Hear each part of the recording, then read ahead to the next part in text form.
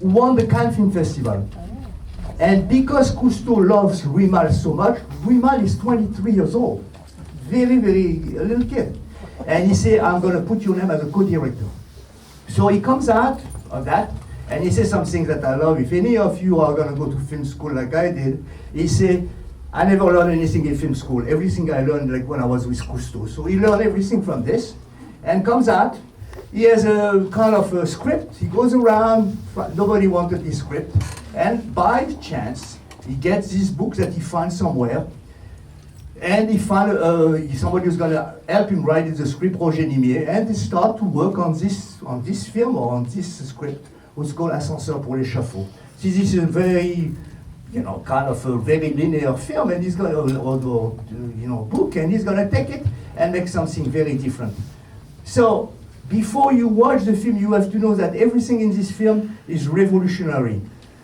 First, director of photography, Henri Dequet, that's his name, decided for the first time ever to take a camera, to put it over the shoulder, and to shoot in the dark.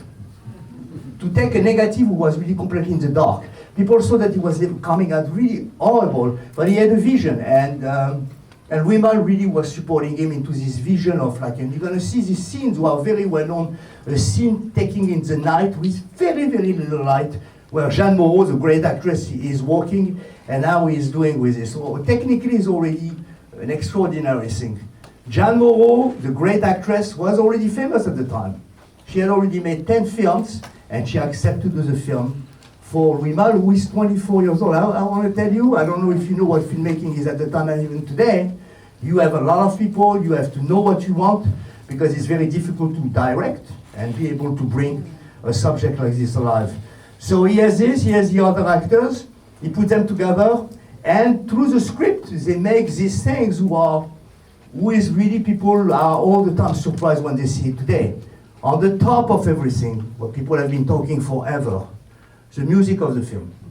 Miles Davis. Miles Davis, we are in 1958.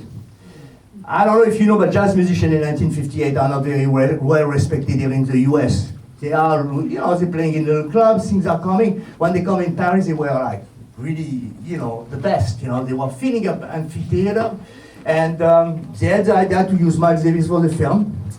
They went to see him, and they talked to him, and he was agree on it. The only thing I can tell you is that it's the first time, and I think one of the first time ever, that the music was written as he was watching the film. So he never wrote the music. He plays the music as he's watching the screen. And this is the music you're going to listen on it. So all these are risk-taking. Risk-taking about camera's work, risk-taking about music, and risk-taking about Jeanne Moreau and these actors, because these actors were famous, especially Jeanne Moreau. Jeanne Moreau used to say before, when you were a very important actress, you had to have a makeup person with you, you had to have the limo with you, none of this. No makeup. She doesn't wear any makeup on the film. And the whole storyline was really a story, a regular narrative, is transformed as a criticism of society too. So you have a society level, you have a love story, and you have a crime story. So you have all this level on this film who makes this film kind of very, very unusual. So remember that all these aspects are very different, and something you have to remember, and this is really the point of something that I never realized until I see a lot, that really the beginning and the end of the film are a dialogue between Jeanne Moreau and her lover, and all this they will never meet during the film. It's really pretty cool, that the film is a love story between these two people who never meet each other.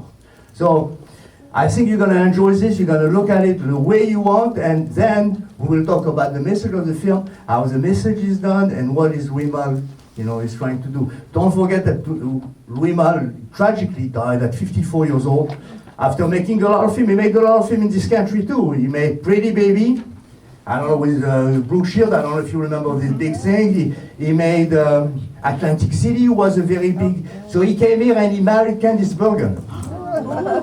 And he has a daughter, who is actually Chloe Mal, was going to Vogue or something like she's like the new Vogue, you know. So we're talking a family of great intellectual and really great creativity. So thank you again for coming. You're going to watch one of the masterpieces of the 50s, and we will talk after about that. Thank you again.